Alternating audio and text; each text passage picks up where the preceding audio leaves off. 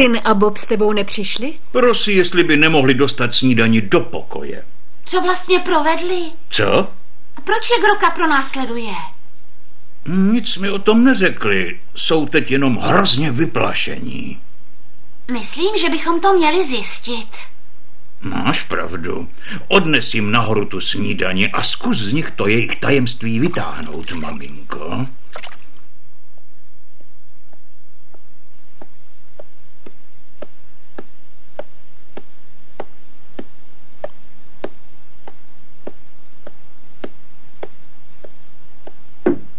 Kdo je to? To jsem já. Přinesla jsem vám snídani. Tak pojďte.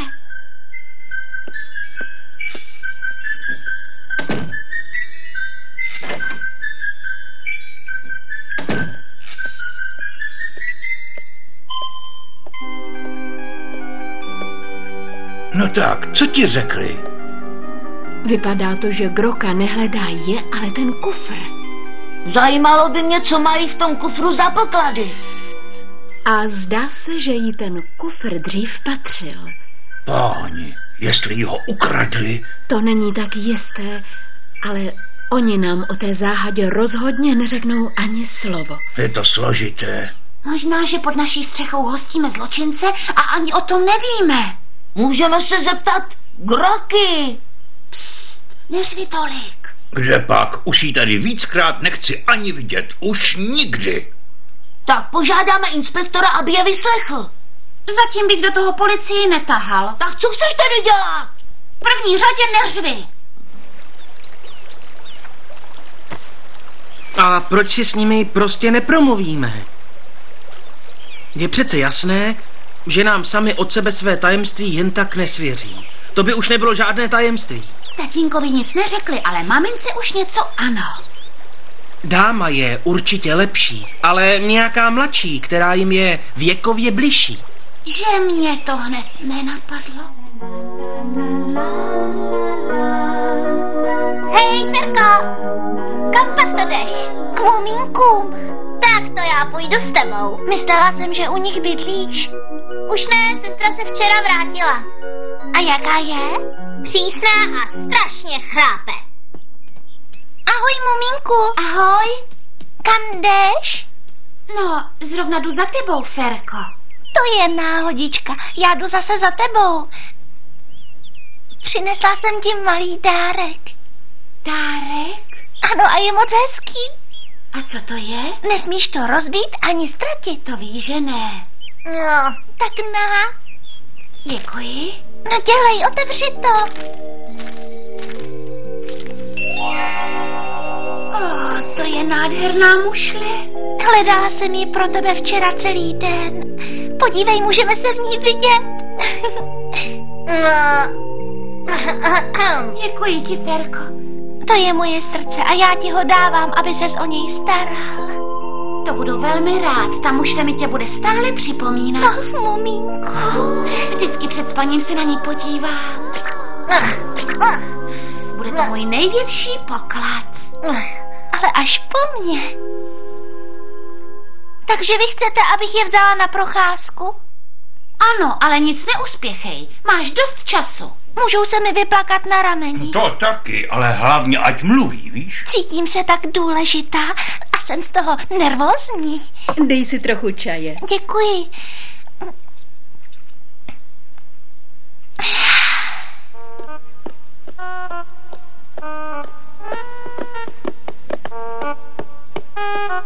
Nepotřebujeme tvoji pomoc. Mýlíš se, to tajemství zjistím já. Nejsme špioni, chceme si s nimi jen v klidu promluvit. A dostat z nich to tajemství, vždyť já ti rozumím. Už jsi někdy zkoušela mlčet? No, ani ne, ale může to být docela zajímavý pokus. Půjdu s Ferkou. Ne, potřebujeme klidnou a citlivou dívku. Ale to jsem přesně já. Připravená? Doufám, že ano. To jsem já, Mumínek. Mohu si s vámi na chvilku promluvit? Ahoj. Tak tohle je Ferka, moje výborná kamarádka. Nazdar, těší mě, že vás poznávám. Chtěla by si s vámi trochu popovídat. Pustíte ji dovnitř? Jestli je to nutné, tak pojďte.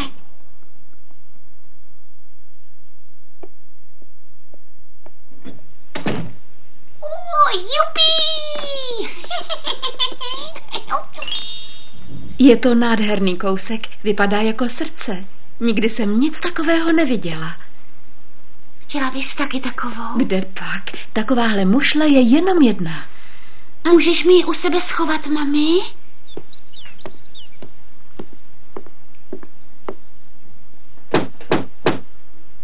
Šňupálek. Myslím, že to Ferka perfektně zvládne. To doufám. Zdá se, že se jim docela líbí.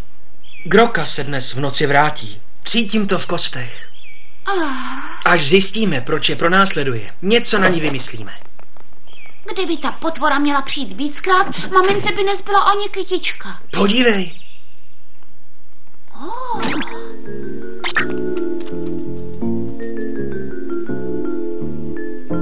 Jdou ven, podle plánu.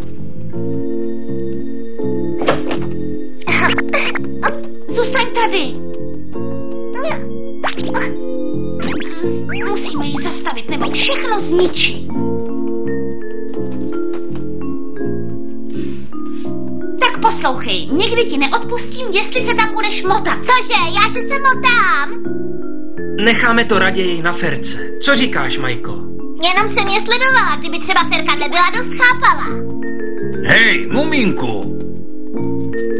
Takže Ferka je vzala ven. Kde jsou teď? Nikde je nevidím.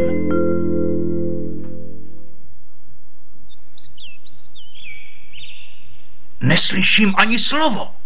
Tati, musíme jít trochu blíž. To nás ale spozorují. Zdá se, že jediný, kdo je dost malý, aby to dokázal, jsem já. Počkejte tady a hned se vrátím. Nikam nechoď, nebo ji znervózníš. A ty zase znervózňuješ mě. Dobře, takže se vás zeptám ještě jednou. Ano. Je ten kufr váš nebo Groky? Ano. Zkusíme to znovu. Čí je ten kufr? Je náš. Ale paní Mumínkové jste prý řekli, že je Groky. Jistě, to ano. Mohu se vás ještě jednou zeptat? Prosím. Dobře, tak znovu. Kdo je vlastníkem toho kufru? Patří vám nebo ne? Ano. Co říká Mumínek? Jen to neuspěchat. Co pak je, Ferko? Promiňte, mohu se zeptat ještě jednou? Kolikrát chceš? Díky. Teď se ptám naposledy. Tak mi prosím odpovězte. Soustřeďte se. Ano. Ten kufr, který teď Ano. mám, patří určitě vám. Patří nám. Není Groky? Ano, není Groky. Konečně sláva. Jsem tak ráda. My jsme taky rádi. Ferka je musí zpracovat. Šla bych na to jinak. Žádné dlouhé řeči a vylekala bych je. Chce to cit a porozumění. Ferka je skvělá. Všichni jsou tu skvělí. Myslíš, že by nás tu nechali bydlet?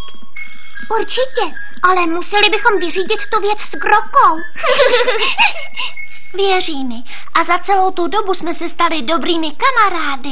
Kdo by ti nevěřil a kdo by se s tebou nekamarádil? No, děkuji ti. Rozhodně to nebylo jednoduché. Mluvili dost zmateně. Moc jsem toho nezjistila. Ano, jasně. Neříkala jsem to, že tam radši půjdu já. Mohla si to klidně zkusit místo mě. Co pak mě tam pustili? A co jsi vůbec zjistila, milá Ferko? Povídej. Ano, tak za prvé, ten kufr je asi jejich, alespoň to tvrdili. No a co ta Groka? Nech mě domluvit. Na druhé straně obsah toho kufru je zřejmě Groky, aspoň to tak vypadá. Tak je to tedy. Ano, tak by to mohlo být. Pokračuj, Ferko. Co to je? To mi bohužel neřekli. Pouze to, že jde o nejkrásnější věc na světě. Co, opravdu? Zajímavé. Je to náramně divné, ale nevypadají jako zloději. Co budeme dělat, tati? Nejdřív se musíme vypořádat s Grokou. Nechápu, jak může mít Groka nejkrásnější věc na světě. Říkali, že měla Groka veliké štěstí a že se k ní ta věc dostala úplnou náhodou. Možná, že to také ukradla. Ani bych se nedivil. Ale co teď, co teď? Oba se hrozně bojí její odplaty, která je prý strašlivá, ale v každém případě tvrdí, že jí obsah toho kufru nikdy nevydají. To je zapeklitá situace. Groka se dnes večer určitě vrátí. Co budeme dělat? To jsem sám zvědavý. To samé, co jste dělali včera. Pokud máme v domě něco, co jí patří, nemůžeme ji jen tak vyhnat. Navíc jsem přesvědčený, že dneska se Groka jen tak nevzdá. Jestli se tu zdrží, tak budeme mít letos druhou zimu. No, raději schovám Petunie pro jistotu. Zůstanete tu všichni? Ne, já se vrátím domů. A já tu zůstanu s vámi. Ty tu také zůstaneš, šňupálku? Netvařte se všichni tak sklesle. Nějak si poradíme, mám nápad, ale nejdřív musím zjistit, co v tom kufru je. Nápad? A jaký? Ale taková maličkost, uvidíte.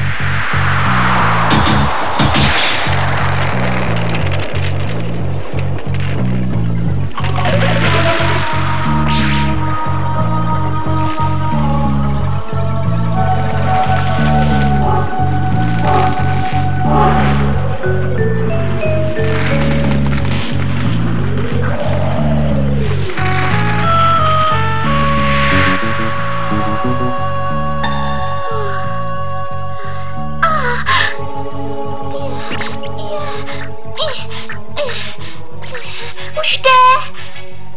Myslíš? Ano, už je dost blízko. Možná je tatínek zase vyžene. Teď hraješ ty. Já vím a nesu Károvou královnu. Tak to máme. Už se blíží. Zrovna když vyhrávám. Schovej se pod stolem, bude to nebezpečné. Zbláznil ses, jak bych jí mohla pod stolem praštit válečkem asi.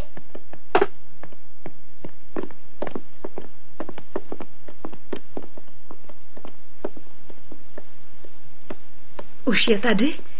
Stojí přesně tam, co včera. Půjdu jí klepnout přes prsty, ano? Já jdu první. Vy ostatní se schovejte za mě. Maminko. Ano, drahý? Říkala jsi, že máš nějaký nápad. Nepřišel už čas?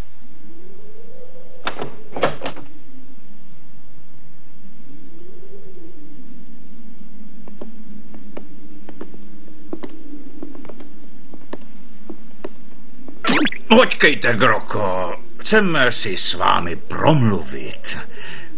Víme, že jste si přišla proto, co vám Tin a Bob vzali. Je to tak? Nedarovala byste jim to, co říkáte? Ne. A co kdybyste jim to prodala? A co teď? Mám tu spoustu hezkých věcí na výměnu. Třeba se vám bude něco líbit, podívejte se.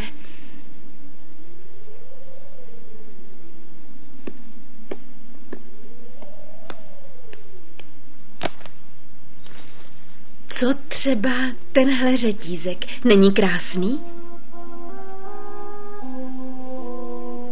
Aha, ten se vám nelíbí. A co tohle? Nebo tohle?